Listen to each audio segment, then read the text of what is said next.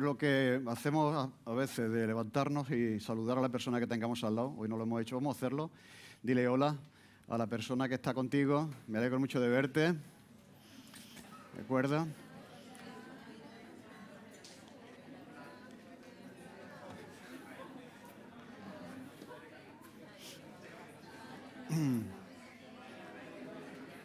Porque luego salimos corriendo y no tenemos tiempo de saludarnos. Bueno, muy bien. Pues vamos a tener una palabra de oración.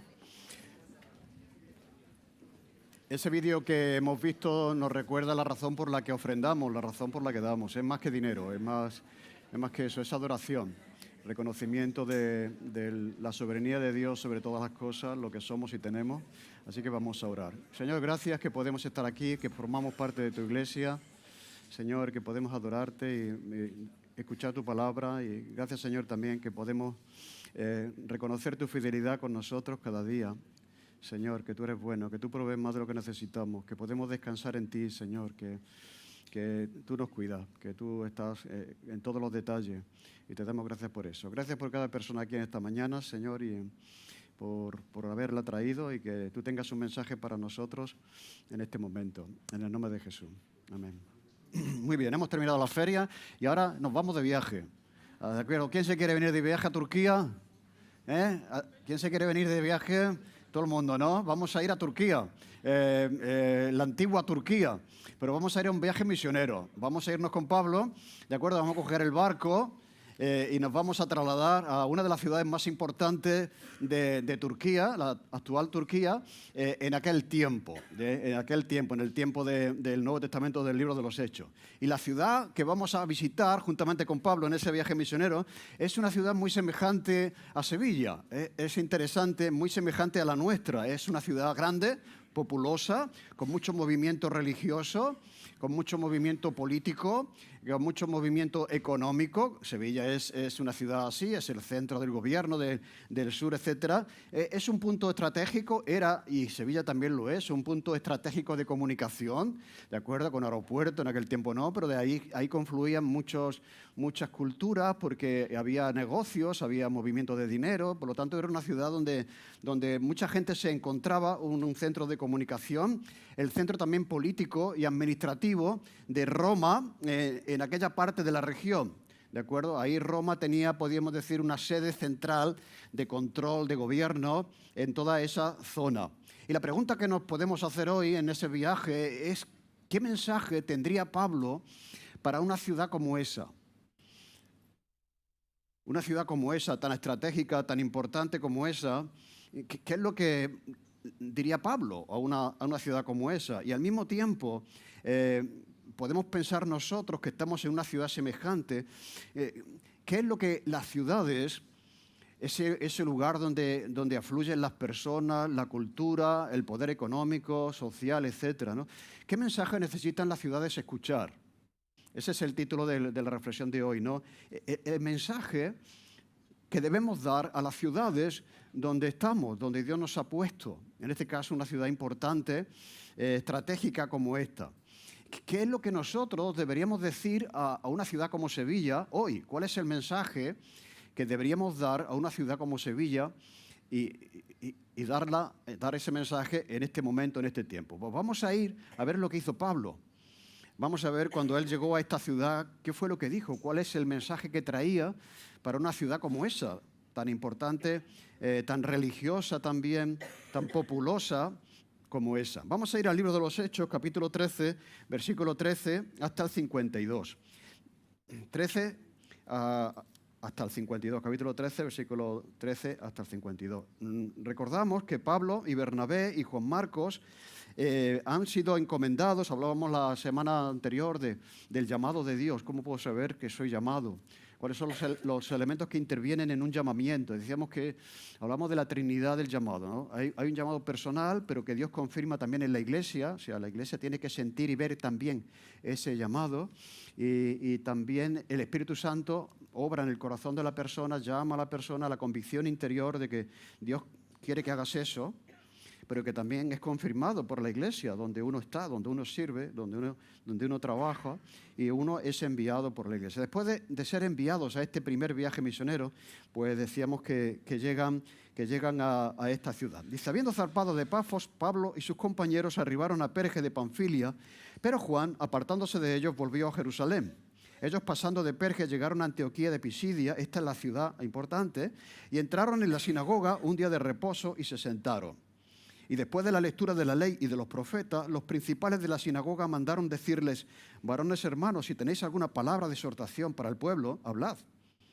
Entonces Pablo, levantándose, hecha señal de silencio con la mano, dijo, varones israelitas y los que teméis a Dios, oíd. El Dios de este pueblo de Israel escogió a nuestros padres y enalteció al pueblo, siendo ellos extranjeros en tierra de Egipto, y con brazo levantado los sacó de ella, y por un tiempo como de 40 años los soportó en el desierto. Y habiendo destruido 7 naciones en la tierra de Canaán, les dio en herencia su territorio. Después, como por 450 años, les dio jueces hasta el profeta Samuel, y luego pidieron rey, y Dios les dio a Saúl, hijo de Cis, varón de la tribu de Benjamín, por 40 años. Quitando les levantó por rey a David, de quien dio también testimonio diciendo, he hallado a David, hijo de Isaí, varón conforme a mi corazón, quien hará todo lo que yo quiero. De la descendencia de y conforme a la promesa, Dios levantó a Jesús por Salvador a Israel, y antes de su venida predijo Juan el bautismo de arrepentimiento a todo el pueblo de Israel. Mas cuando Juan terminaba su carrera dijo, ¿quién pensáis que soy yo? No soy yo él, mas he aquí viene tras de mí uno de quien yo no soy digno de desatar el calzado de los pies. Varones hermanos, hijos del linaje de Abraham, y los que entre vosotros teméis a Dios, a vosotros es enviada la palabra de esta salvación. Porque los habitantes de Jerusalén y sus gobernantes, no conociendo a Jesús ni las palabras de los profetas que se leen todos los días de reposo, las cumplieron al condenarle. Y sin hallar en él causa digna de muerte, pidieron a Pilato que se le matase. Y habiendo cumplido todas las cosas que de él estaban escritas, quitándole del madero lo pusieron en el sepulcro. Mas Dios le levantó de los muertos, y él se apareció durante muchos días a los que habían subido juntamente con él de Galilea a Jerusalén, los cuales ahora son testigos ante el pueblo. Y nosotros también os anunciamos el evangelio de aquella promesa hecha a nuestros padres, la cual Dios ha cumplido a los hijos de ellos, a nosotros, resucitando a Jesús, como está escrito también en el Salmo 2, mi hijo eres tú, yo te he engendrado hoy. Y cuanto a que levantó de los muertos para nunca más volver a corrupción, lo dijo así, os daré las misericordias fieles de David. Por eso dice también en otro salmo, no permitirás que tu santo vea corrupción. Porque a la verdad, a David, habiendo servido a su propia generación según la voluntad de Dios, durmió y fue reunido con sus padres, y vio corrupción y murió. Mas aquel a quien Dios levantó no vio corrupción. Sabed pues esto, varones hermanos, que por medio de él se os anuncia perdón de pecados. Y de todo aquello de que por la ley de Moisés no pudisteis ser justificados, en él es justificado todo aquel que cree. Mirad pues que no venga sobre vosotros lo que está escrito en los profetas. Mirad, oh menospreciadores, y asombraos y desapareced, porque yo hago una obra en vuestros días, obra que no creeréis si alguien no os la contare. Cuando salieron, ahí termina el mensaje, cuando salieron ellos de la sinagoga de los judíos, los gentiles le rogaron que por favor el siguiente día de reposo les hablasen de estas cosas. ¿Sabéis que eso genera interés? Por favor, siga hablando de esto. Y despedida la congregación, muchos de los judíos y de los prosélitos piadosos siguieron a Pablo y a Bernabé, quienes hablándoles les persuadían a que perseverasen en la gracia de Dios. El siguiente día de reposo, a la semana siguiente, se juntó casi toda la ciudad para oír la palabra de Dios. ¿De acuerdo? Dice, pero viendo los judíos la muchedumbre, la multitud, se llenaron de celos y rebatían lo que Pablo decía, contradiciendo y blasfemando. Entonces Pablo y Bernabé, hablando con denuedo, dijeron, a nosotros la verdad era necesario que se os hablase primero la palabra de Dios, mas puesto que la desecháis y no os juzgáis dignos de la vida eterna, he aquí nos vamos a volver a los gentiles, porque así nos ha mandado el Señor diciendo, te he puesto para luz de los gentiles, a fin de que seas para salvación hasta lo último de la tierra. Y los gentiles, oyendo esto, se regocijaban y glorificaban la palabra del Señor, y creyendo todos los que estaban ordenados para vida eterna, y la palabra del Señor se difundía por toda aquella provincia. Pero los judíos instigaron a mujeres piadosas y distinguidas y a los principales de la ciudad, y levantaron persecución contra Pablo y Bernabé, y los expulsaron de sus límites. Ellos entonces, sacudiendo contra ellos el polvo de sus pies, llegaron a Iconio y los discípulos estaban llenos de gozo y del Espíritu Santo. Mira, este es un mensaje completo del apóstol Pablo, en la sinagoga, en este caso, de Antioquía de Pisidia. ¿De acuerdo? Es un sábado, como lo tenían por costumbre, los judíos se reunían y vemos ese primer mensaje de Pablo, que es muy interesante para todos aquellos que están haciendo homilética, hermenéutica, o cuáles son los contenidos de una predicación de Pablo, de Pedro, de Esteban, que son muy parecidas. Por otro lado, a que suena o que os suena, el contenido de esta predicación es muy semejante a la de Esteban cuando murió. Algunos comentaristas dicen que el mensaje de Esteban realmente tocó a Pablo, porque fue testigo de su muerte, y vemos muchas similitudes entre lo que dijo Esteban antes de morir y lo que está diciendo Pablo en el primer sermón que tenemos conocido de parte de él. También es muy parecido al mensaje de Pedro después de Pentecostés, con la llegada del Espíritu Santo. Así que muy interesante saber cuál debe ser el contenido del mensaje que Pablo transmite a ciudades importantes como aquella, y también a una ciudad importante como la nuestra, Antioquía de Pisidia. En primer lugar, vemos que llegan a este sitio. Ya vimos el otro día que estamos en ese viaje misionero, y entonces salen de la iglesia. Son dos Antioquías diferentes, ¿eh?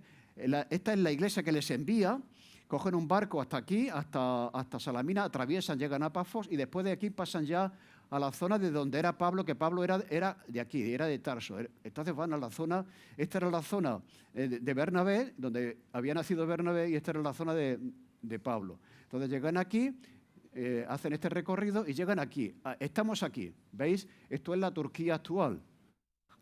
Una ciudad muy, muy importante, como decíamos. Después dice que van a Iconio, a Listra, a Derbe, y después de aquí regresan para volver a Antioquía a informar a la iglesia de cómo ha ido ese primer viaje misionero. Por lo tanto, estamos aquí, ¿vale? En esa ciudad importante que tiene una sinagoga. Dice que viendo zarpado de Pafos, llegaron a Perge de Panfilia, pero Juan Marcos se apartó de ellos y volvió a Jerusalén. Ellos, pasando de Perge, llegaron a Antioquía de Pisidia y entraron en la sinagoga y se sentaron. Mira, no se sabe, ya lo decía la semana pasada, no se sabe la causa por la que Juan Marcos abandona al equipo misionero.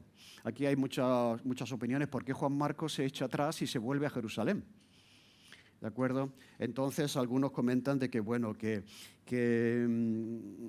ante la dureza, ante la dificultad de la tarea, pues él decide marcharse, volverse a su casa y no seguir con Pablo y Bernabé en ese viaje. Realmente, otros dicen que, bueno, que era una enfermedad, otros dicen que era un poco de temor. Yo decía la semana pasada que probablemente él no estaba llamado, no aparece cuando dice el Espíritu Santo, apartadme a Bernabé, a Saulo, y no dice el Espíritu Santo, apartadme a Juan Marcos. Y la iglesia, cuando envía, no envía a Pablo y Bernabé y Juan Marcos, la iglesia envía a Pablo y a Bernabé. Por lo tanto, Juan Marcos podríamos decir, un ayudante. Pero yo decía que si no tienes el llamado, mejor no te metas. Si no sabes torear, si no tienes la tarea la misionera y la obra de Dios, ¿me entendéis? Requiere. De hecho, Pablo se enferma en este viaje. Luego, cuando escribe a los Gálatas, dice que él ha enfermado en este primer viaje. Probablemente, a lo mejor, Juan Marcos, cuando ve que Pablo se pone malo, y Pablo contrajo una enfermedad misteriosa, de acuerdo, que tuvo toda su vida. Era como una cosa que le abofeteaba, un aguijón en la carne, dice Pablo, ¿no? Probablemente ahí, porque dicen algunos entendidos que en esa zona se daban muchas enfermedades por la climatología, etcétera. No sabemos las razones. Pero lo que vemos es que se vuelve a su casa y Pablo no lo ve como una decisión, porque cuando vamos más adelante al libro de los Hechos, lo que Pablo dice que ha hecho Juan Marcos es apostatar. La palabra que se emplea ahí en Hechos capítulo 15, 38, cuando empiezan el segundo viaje misionero y Bernabé quiere llevar también a Juan Marcos y Pablo dice que no, dice, ¿pero por qué no le vamos a llevar? Dice Pablo, porque ha apostatado, o sea, porque hizo algo que realmente que fue una apostasía, abandonar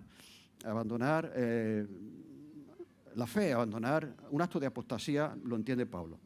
Y decíamos también que, bueno, que esto no debe ser causa de juicio de su vida, porque más adelante el apóstol valora a Juan Marcos, escribe el Evangelio de Marcos, el que tenemos aquí en los Evangelios, lo escribe él. Fíjate, había sido una persona muy próxima a Pablo, ¿de acuerdo? Y Pablo al final dice que es una persona valiosa.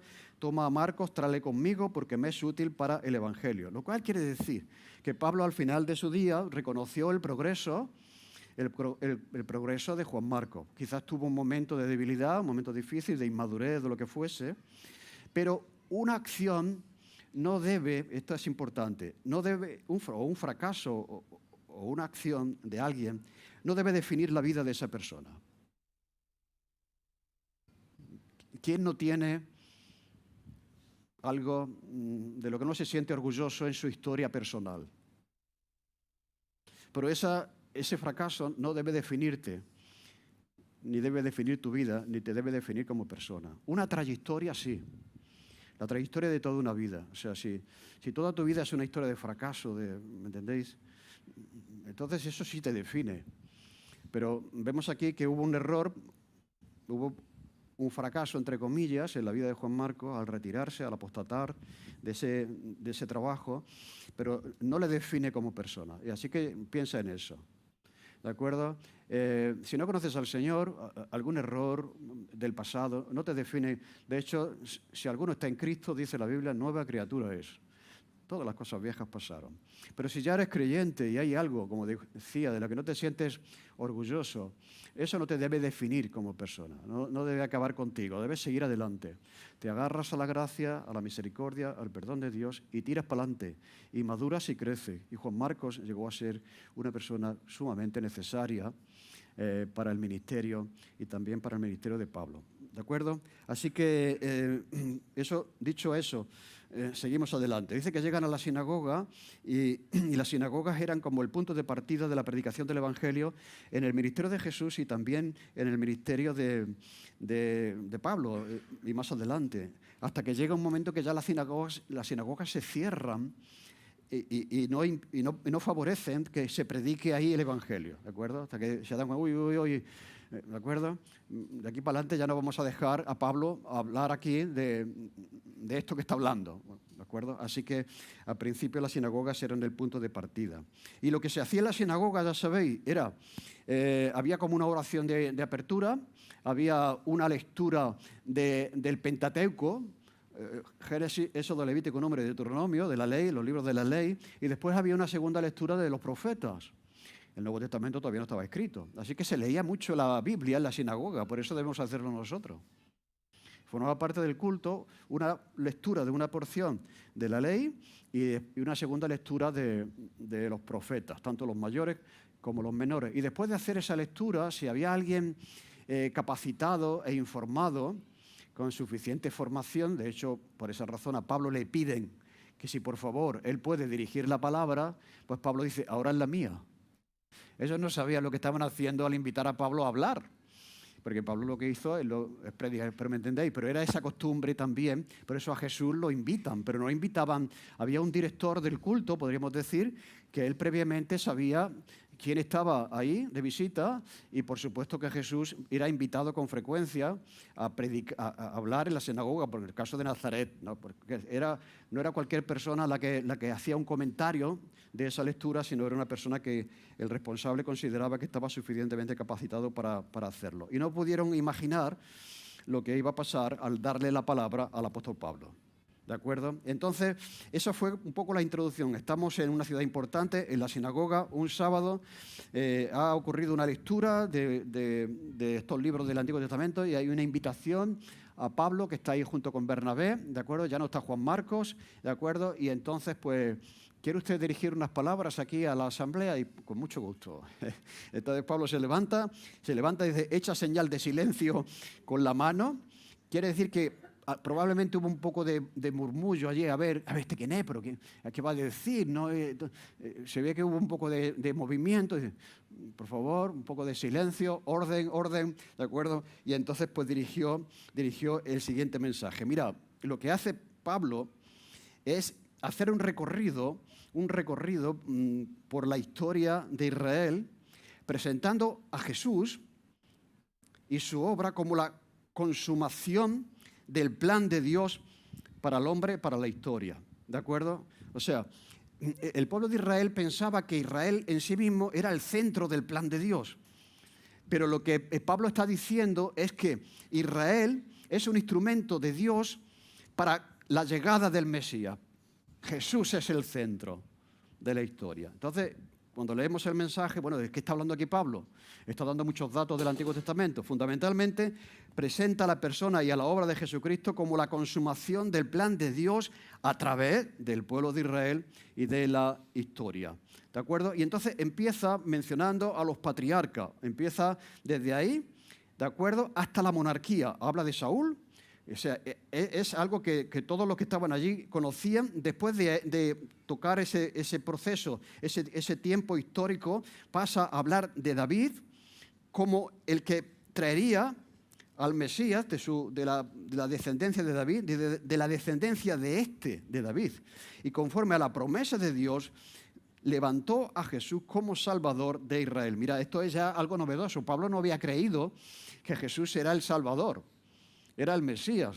Había perseguido a los cristianos precisamente por eso, pero ya le hemos convertido, ya hemos convencido de que Jesús realmente era el Salvador. Y antes de que él viniese, pues predicó Juan el bautismo de arrepentimiento a todo el pueblo de Israel. O sea, era algo que los judíos de la sinagoga aceptaban y apreciaban y valoraban. El testimonio de Juan el Bautista era reconocido y valorado. Sin embargo, el testimonio de Jesús no. ¿Entendéis? O sea, aceptan a Juan el Bautista, su mensaje y su obra, etcétera, pero no aceptan el mensaje del que él está señalando, el Cordero de Dios que quita el pecado del mundo, ¿de acuerdo? Y entonces, cuando Juan termina su carrera, dijo: ¿quién pensáis que soy yo? No soy yo él, mas aquí viene alguien tras de mí, de quien yo no soy digno de desatar el calzado de su piel. Por lo tanto, él está diciendo que el mismo Juan el Bautista que ellos aceptaban y aceptaron, señalaba a aquel que no habían aceptado. ¿De acuerdo? Y en tercer lugar, la tercera parte de este mensaje es centrarse en la persona de Jesús, en su muerte y su resurrección, que es muy importante. Dice: varones hermanos, hijos del linaje de Abraham, y los que entre vosotros teméis a Dios. O sea, hay gente ahí en la sinagoga que no son linaje, descendencia de Abraham, que no son judíos, que son gentiles, pero que son gente temerosa de Dios. No es igual ser temeroso de Dios a ser creyente. Un temeroso de Dios es aquel que está convencido que el Dios de Israel es el Dios verdadero en medio de tantos dioses, pero necesitan estas personas convertirse al Evangelio de Jesús, conocer a Jesús, el Salvador. Eran personas, podríamos decir, que buscaban, eran personas que estaban en el proceso del conocimiento de la verdad, aquellos que eran temerosos de Dios. Dice: a vosotros es enviada la palabra de esta salvación, es para vosotros, porque los habitantes de Jerusalén y sus gobernantes, no conociendo a Jesús ni las palabras de los profetas que se leen todos los días de reposo, las cumplieron al condenarle. Lo cual quiere decir que ellos leían todos los sábados acerca de la ley y de los profetas, y cuando crucifican a Jesús están contradiciendo lo que están leyendo todas las semanas. O sea, que estaban torciendo todo lo que ellos estaban leyendo continuamente en la sinagoga. Cosas que de él, dice, estaban escritas, y lo crucificaron, dice, y quitándole de la cruz, lo pusieron en el sepulcro. Mas Dios le levantó de los muertos, y él se apareció durante muchos días a los que habían sido juntamente con él, a los que habían subido juntamente con él de Galilea a Jerusalén. Mira, en el mensaje de Pablo hay un tiempo importante para defender la resurrección de Jesús. Él resucitó al tercer día. Habla aquí de los testigos que se apareció a muchos, los cuales ahora testifican. Por eso estamos diciendo, no estamos creyendo a alguien que ha oído algo que alguien le ha dicho cuando hablamos de la resurrección de Jesús, sino que estamos hablando de gente que ha sido testigo de esa resurrección. Que Jesús estuvo un tiempo apareciéndose a muchos. Y Pablo dice que al final, como un abortivo, se me pareció a mí. Y yo también soy testigo. O sea, Pablo, si no es por la conversión, él no creía en esto. No creía que Jesús era el Mesías, el Salvador de Israel. el que había señalado Juan el Bautista y mucho menos que había resucitado. Pero cuando ahora lo está diciendo es porque ha descubierto la verdad, ¿de acuerdo? Que no encontraba, que no veía antes. Dice, y en cuanto a que Él le levantó de los muertos para nunca más volver a corrupción. Y entonces está apelando al Salmo 2, cuando dice que no permitirás que tu santo vea corrupción, que es un salmo de David, no se refiere a David, puesto que David murió y todos sabemos dónde está, sino que ese salmo habla del Mesías, que no vería corrupción. O sea, hay un fundamento aquí bíblico de la resurrección de Jesús en el Antiguo Testamento. Así que este repaso que hace el apóstol Pablo de la historia de Israel, ante esa gente que conocía perfectamente esa historia, ¿de acuerdo? Era conocedora de ese hecho, pues tiene como plan también demostrarnos a nosotros que Dios tiene un plan para la historia. O sea, que la historia no va por ahí como bien le parece, no es algo que va sucediendo dependiendo de lo que quieren hacer los políticos, los poderosos, ¿entendéis? Sino que la historia está cumpliendo un propósito, un plan. Yo sé que a veces surgen circunstancias históricas que tú dices, bueno, parece que esto está descontrolado, parece que esto no. Está demostrado, fijaros, si analizamos toda la historia de Israel, hubo sucesos, hubo reyes buenos, hubo guerra, reyes malos, ¿a que sí? De los buenos, de los malos, por todos sitios, en todo tiempo. Pero aún así Dios está cumpliendo su plan. Y Dios tiene un plan para la historia de Israel. Y si nosotros que creemos en Jesús estamos en Él y creemos en Él, podemos sentir también que nosotros somos parte del plan de Dios en Jesús. Y esto es muy interesante. O sea, pensar que aunque nosotros no estábamos allí, ya Dios nos tenía en cuenta en su plan para Israel, para que apareciese el Mesías y para que ese Mesías nos alcanzase a cada uno de nosotros. Así que nosotros también estamos dentro del plan de Dios para el mundo, para la historia, ¿de acuerdo? Después de decir eso, pues Pablo hace una conclusión. Todo mensaje tiene que tener una introducción, un cuerpo, ¿de acuerdo? Y una conclusión. Eso lo vamos a ver en el curso de formación bíblica que estamos haciendo, curso de homilética también, al final. Debe haber una introducción, debe haber un desarrollo, un cuerpo, un contenido, que es la historia de Israel, y ahora hay una conclusión. Bueno, ¿y qué? ¿Y qué? Nos ha ilustrado Pablo con toda esta información histórica y dice en el versículo 38, y ahí está la conclusión del mensaje de Pablo: sabed pues esto, varones hermanos, que por medio de él se os anuncia perdón de pecado. O sea, no lo veas como un hecho histórico muy bonito, sino que ese hecho tiene implicaciones prácticas para tu vida. Cuando hablábamos de la cruz en Semana Santa decíamos, bueno, ¿cómo puede la muerte de un hombre en una cruz hace 2000 años afectarme a mí? Eso se lo pregunta mucha gente. Sí, Jesús murió en la cruz, pero ¿de qué manera, en qué modo eso me sirve a mí, me afecta a mí? Pues sí, que lo hace, porque Jesús vino a destruir aquello que nosotros no podemos destruir.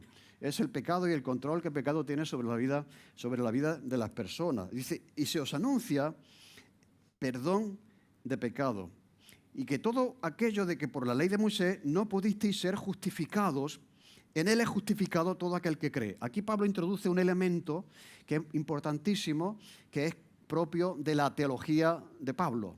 O sea, habla del perdón de pecados, que eso es algo que sabemos todos, que eso aparece en las predicaciones del Nuevo Testamento, pero ahora dice que la justificación, o sea, no depende, la salvación no depende de que tú cumplas con la ley de Moisés, cosa que estaban haciendo todos. Intentar ganarse el favor y el perdón de Dios por ser bueno, ¿vale? Pues si yo me esfuerzo en ser bueno, Dios me querrá y me aceptará y me perdonará al final de mis días. No te pregunto a una persona, oye, ¿qué va a ser de ti al final cuando te mueras? Bueno, pues cuando esté delante del Señor, pues Él verá la balanza, ¿me entendéis? Lo bueno que he sido. Entonces al final tú te salvas a ti mismo por lo que hayas hecho en la vida, ¿de acuerdo? Y eso es lo que estaban haciendo los judíos, intentar ser amados por Dios por lo buenos que eran, por lo tanto se esforzaban en cumplir la ley de Moisés. Y ahora aquí Pablo introduce algo que luego desarrolla en Romanos y en el libro de Gálatas, que la justificación, la salvación, no se fundamenta en las obras, sino en la fe, en la obra, con mayúsculas, que Cristo ha hecho en la cruz. Por lo tanto, el perdón de los pecados y también la incapacidad del ser humano para justificarse delante de Dios y merecer la salvación por obedecer la ley de Moisés. Así que ahora la justificación, la salvación, el perdón de los pecados está creyendo que Jesús me ha dado esa salvación, que yo no tengo que ganármela, que Él me la ha dado, porque Él ha pagado lo que yo estoy intentando pagar, ¿me entendéis? Entonces, esto es novedoso en la teología del apóstol Pablo. La justificación por la fe en la obra de Jesús y no tanto por guardar la ley de Moisés. Y él dice que la ley lo que hace es demostrar que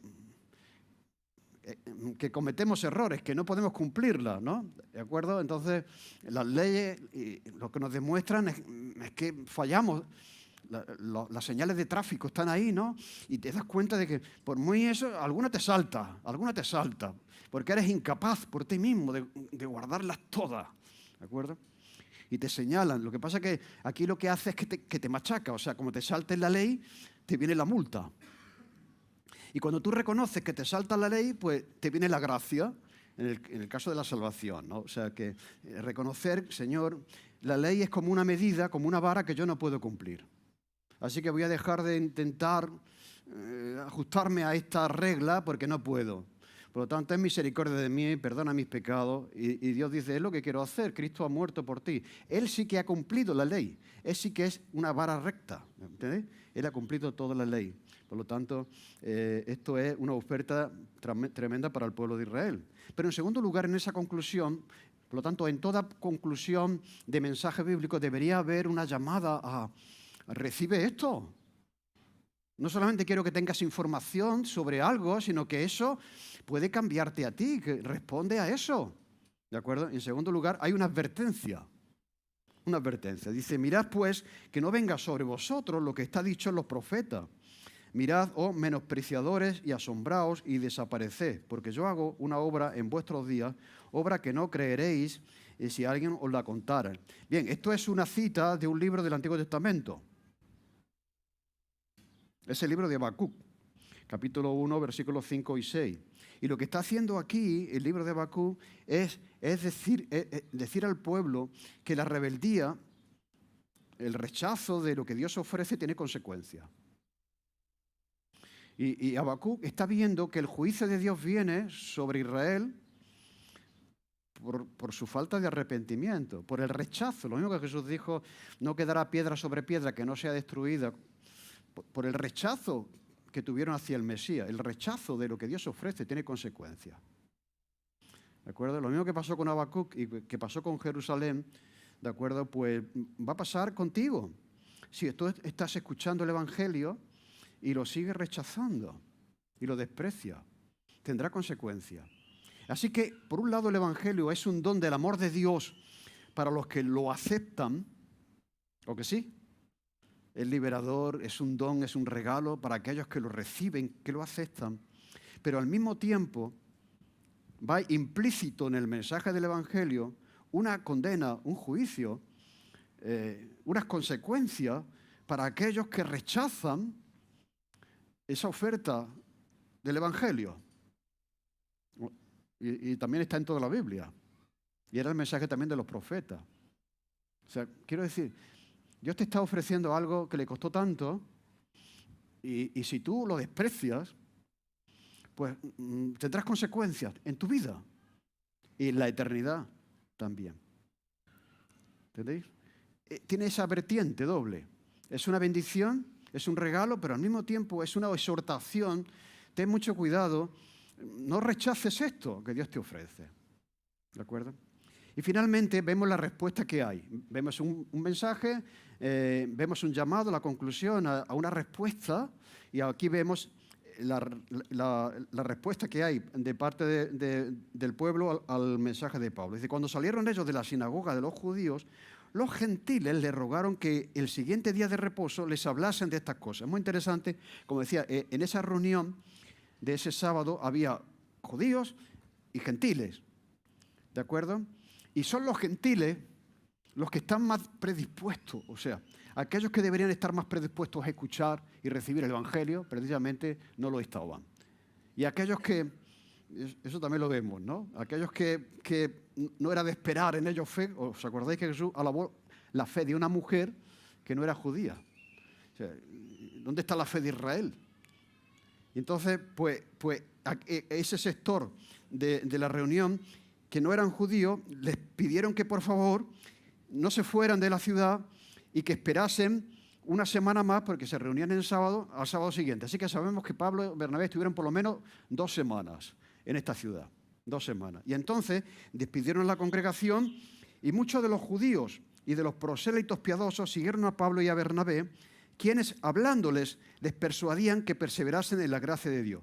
Lo cual quiere decir que probablemente un grupo de personas recibieron y aceptaron el mensaje que Pablo estaba predicando. Y ahora lo que Pablo, y se van, qué bonito esto, ¿no? Que termina la reunión y se acercan, eso pasaba en las campañas bíblicas, cuando se hacían las campañas de evangelización, que terminaba la reunión y la gente interesada se acercaba allí, oye, esto que has dicho, ¿me entendéis, no? Entonces termina la reunión y hay un grupo de gente que se acerca a Pablo y dice, esto que has dicho, explícalo, que no lo entendemos, etc. Entonces se ve que estos creen y lo que ellos hacen, Pablo y Bernabé, es exhortarles, persuadirles a que perseverasen en la gracia de Dios. O sea, querían escuchar, probablemente se convirtieron porque cuando les dice Pablo que perseveren es porque ya han creído.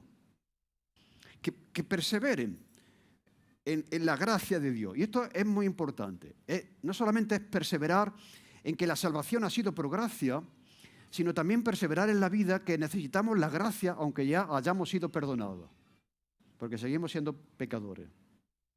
Es muy fácil ser salvo por gracia y después, como dice Pablo a los Gálatas, volver a la ley, convertirnos en legalistas que pensamos que por hacer ciertas cosas ya Dios nos quiere más. Entonces es seguir perseverando en la gracia como un regalo de Dios para seguir viviendo. Así que la gracia no la necesitamos solamente cuando nos convertimos. Necesitamos la gracia de Dios para vivir la vida cristiana. Y en muchos casos tenemos que apelar a esa gracia, Señor. Gracias por tu gracia que me cubre y que me alcanza. ¿Me entendéis? Pero también otra cosa aquí que implica perseverar en la gracia es nuestra manera de ser. Una persona con gracia es una persona paciente, que no está continuamente señalando los defectos de los demás, que cubre los pecados. El amor cubrirá multitud de... ¿Me entendéis? Y eso también lo necesitamos. ¿Me entendéis? La gracia para nuestro perdón, para nuestra restauración, pero también vivir con gracia, como hizo Jesús, tratando a la gente con paciencia, con misericordia y con gracia. Y entonces, en el punto final ya dice que al día siguiente, el sábado siguiente, como le habían pedido a Pablo y Bernabé que siguieran hablando de esto, se ve que este grupo empezó a comentar por la ciudad, pues que Pablo iba a tener un mensaje la semana siguiente. Dice que se reunió toda la ciudad. Acudió muchísima gente a escuchar y se corre la voz y vienen muchos a oír la palabra de Dios. Y entonces lo que Pablo hace eso, de nuevo insistir en eso, romper ese concepto de que sé bueno y serás salvo, que es lo que nos ha enseñado la religión en nuestro país. Sé bueno y serás salvo. Sé bueno y Dios te amará. Sé malo y Dios te castigará. ¿O no? Dios te va a castigar. Dios te va a castigar. Eso es la idea. Tú puedes ganarte el perdón siendo bueno.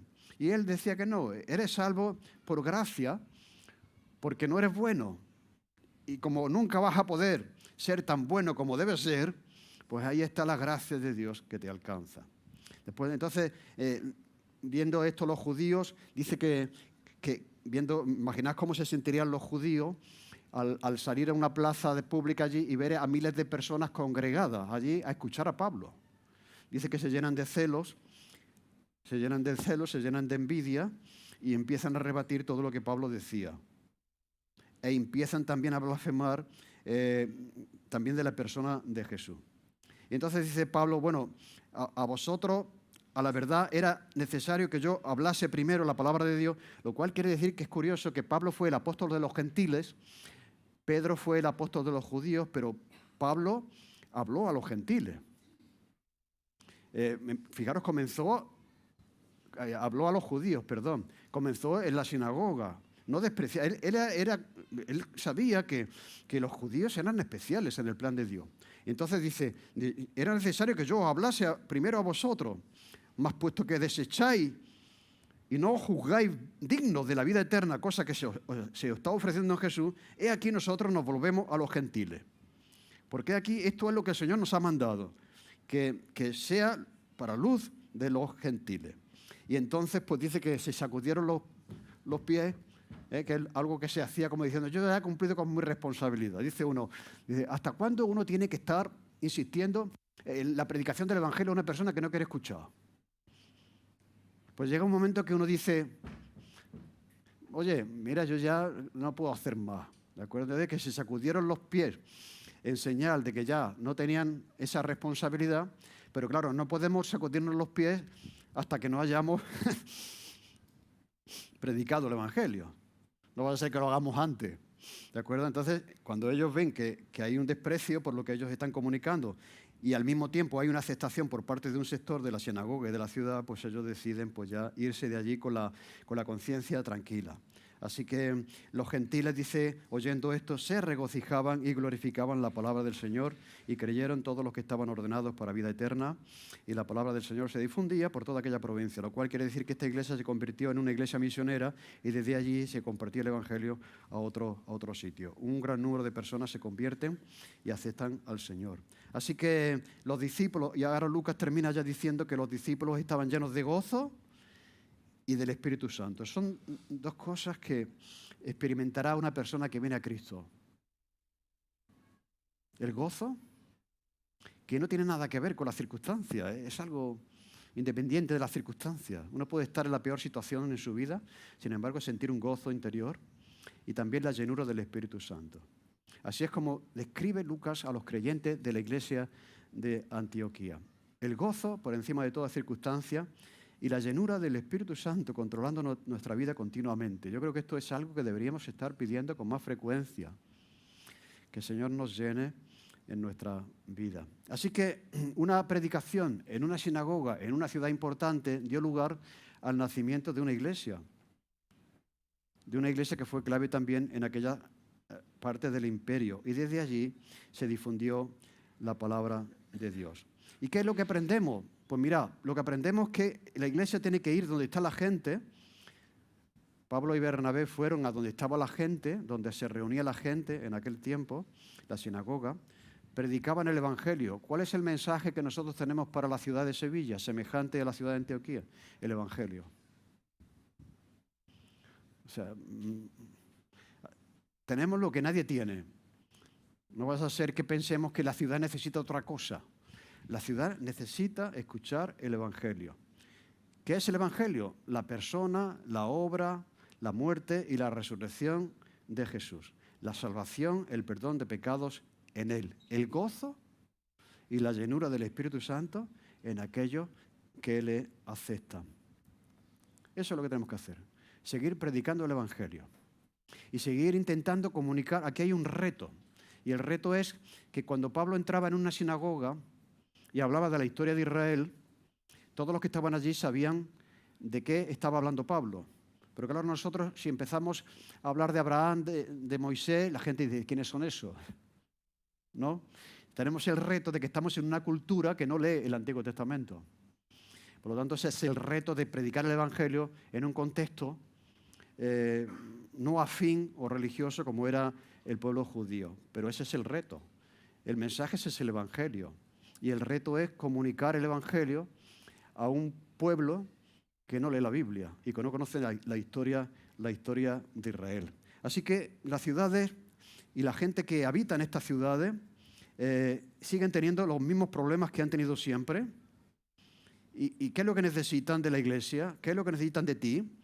Pues que vivas el Evangelio. O sea, yo estoy en Sevilla o vivo en una ciudad a las afueras. ¿Qué es lo que yo puedo hacer? Pues vive el Evangelio. Vive los valores del Evangelio. Y predica el Evangelio. De una manera que la gente que no conoce la Escritura lo pueda captar y lo pueda entender. Predica el perdón de los pecados. Predica la justificación por la fe y no por las obras de la ley. Y acepta que unos van a escuchar y otros no lo van a hacer. O sea que eso está ahí. O sea, muchas veces, como la gente no va, pensamos que la gente no va a escuchar, pues dejamos de predicar. Hemos comenzado en el grupo pequeño un curso sobre evangelismo personal y decíamos, ¿cuáles son las causas por las que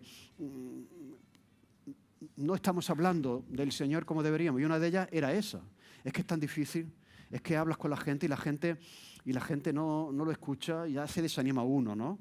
Y por lo tanto lo que hace uno es dejar de predicar. Mira, en todos los sitios donde Jesús predica, donde Pablo predica, donde Pedro predica, siempre hay respuesta. Y también oposición. Pero lo que no podemos hacer es que porque haya oposición, impedir que haya una respuesta de aquellos que están escritos en el libro de la vida, que están ordenados, como dice aquí Lucas, para la salvación.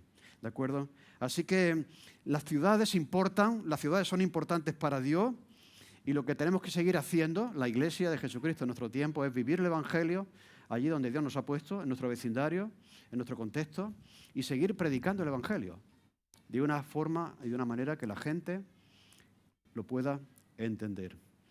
Que el Señor nos use y nos ayude y nos llene con su Espíritu para seguir predicando aquello que la gente necesita, que las ciudades necesitan. Las ciudades pueden evolucionar, pueden ser importantes, populosas, políticas, económicamente, lo que sea, pero necesitan escuchar que Jesús les ama, que Jesús murió y resucitó por ellas, que en Jesús hay perdón y salvación y vida nueva, que hay gozo y que hay llenura del Espíritu.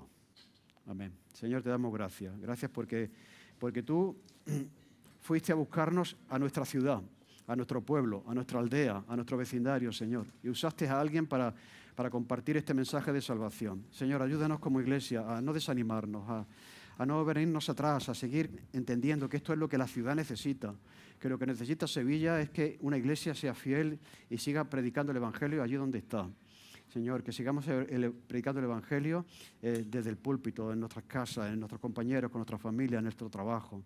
Señor, unos escucharán, otros no lo harán, pero ayúdanos a seguir perseverando en la proclamación del mensaje de salvación. Te lo pedimos en el nombre de Jesús. Amén. Nos ponemos de pie para cantar esta última canción.